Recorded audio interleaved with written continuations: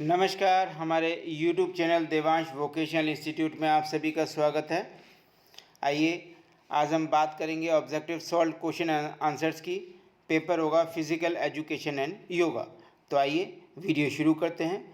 पहला क्वेश्चन है, yoga teacher must start the practice session with, यानी कि जो एक योगा टीचर है उसे अपना प्रैक्टिस सेशन किस प्रकार स्टार्ट करना चाहिए। ऑप्शन दिए गए हैं साइलेंस, प्राणायाम, क्रिया या आसना।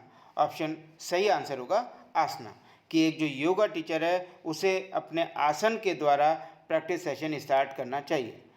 नेक्स्ट है, विच आसन अफेक्ट्स द डाइजेस्टिव सिस्टम, यानी कि वह कौन सा आसन है जो हमारे डाइजेस्टिव सिस्टम को अफेक्ट करता है। ऑप्शन क्या दिए गए हैं, मतेंद्र आसन, उदार कशन आसन, वज्रासन या ऑल ऑफ दी अबव। सही आंसर होगा वज्रासन। नेक्स्ट है, which asana is good for thyroid gland, यानी कि थायराइड ग्लैंड के लिए कौन सा आसन सही रहेगा। ऑप्शन क्या दिए गए, धनुरासन, मतेंद्र आसन, हलासन, वीरासन। सही ऑप्शन है इसका हलासन। नेक्स्ट है, which asana is also known as palm tree asana, यानी कि वह कौन सा आसन है जो पाम ट्री पोज के नाम से जाना जाता है। कपालभाति, ऊर्ध्व हस्तोत्तानासन, भुजंगासन, त्रिकोणासन। सही आंसर है ऊर्ध्व हस्तोत्तान आसन। नेक्स्ट है,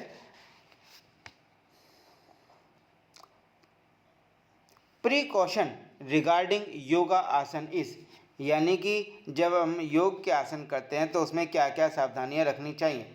ऑप्शन क्या दिए गए, should be performed empty stomach, should be performed with yoga mat, should be performed before sleeping, should be performed after having lunch, यानी कि जो योग के आसन हमें खाली पेट करना चाहिए या योग मैट की आवश्यकता होती है, या सोने से पहले करना चाहिए या लंच करने के बाद करना चाहिए। तो सही आंसर होगा A, should be performed empty stomach, यानी कि जिस समय आपका पेट खाली हो उस समय आपको आसन करना चाहिए। नेक्स्ट है, विच आसन कैन रीस्टोर स्पाइनल स्ट्रेंथ, यानी कि वह कौन सा आसन है जिसके करने से हमारे स्पाइनल को आराम मिलता है या उसको ताकत मिलती है। चाइल्ड पोज, चक्रासन, मत्स्य आसन, गोमुखासन। सही आंसर होगा मत्स्य आसन। अब ये कहता है, which of the following is related to chitta prasadanam, यानी कि चित्त प्रसादनम से संबंधित कौन सी चीज़ है। वैराग्य, मैत्री, संपत्ति, अभ्यास। तो सही आंसर होगा मैत्री। नेक्स्ट आता है, आसना यूजफुल इन डायबिटीज इस, वह कौन सा आसन है जो कि डायबिटीज़ में हेल्पफुल होता है। पद्मासन, सिद्धासन, मंडूकासन, वीरासना। सही आंसर होगा पद्मासन।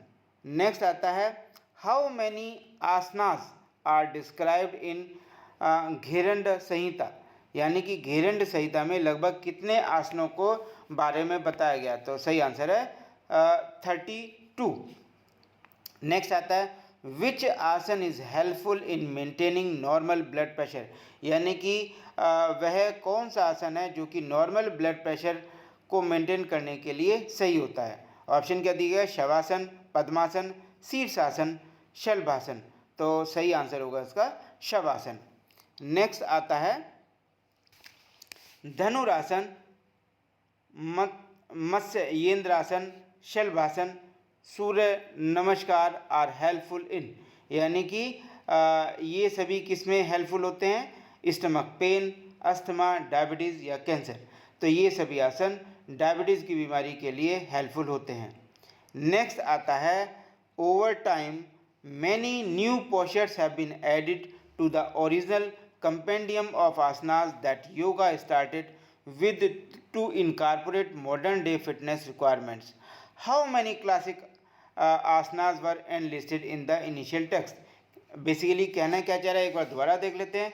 समय के साथ आसनों के मूल संग्रह में विभिन्न नए आसन जोड़े गए हैं, यानी कि जो जैसे जैसे टाइम बीतता गया वैसे वैसे जो आसनाज हैं उनके कलेक्शन में बहुत सारे आसन जोड़े गए हैं जिन्हें योग ने आधुनिक दिन की फिटनेस आवश्यकताओं को शामिल करने के लिए शुरू किया।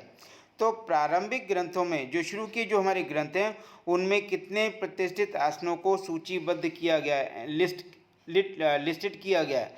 तो इसका आंसर है 84।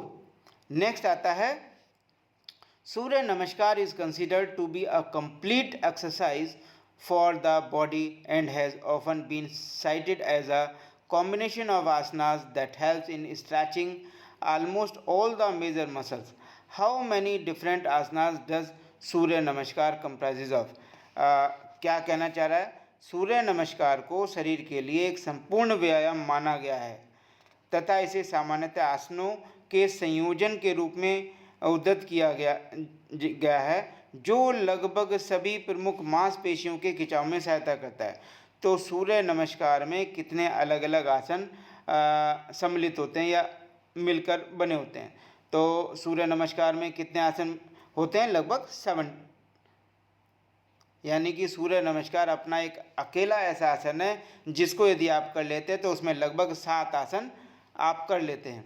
नेक्स्ट आता है which one of the following asana is not remedial asana for treating obesity. अब देखो यहाँ पे इसने थोड़ा सा क्वेश्चन को घुमा दिया है, वो नॉट की बात कर रहा है कि नहीं है। तो ऑप्शन क्या किए? ताड़ासन, वज्रासन, त्रिकोणासन, अर्ध मत्स्येंद्रासन। तो सही आंसर होगा इसका ताड़ासन। नेक्स्ट आता है which of these is not one of the asanas prescribed for relief from asthma? Hastasana. ठीक है। नेक्स्ट आता है इसमें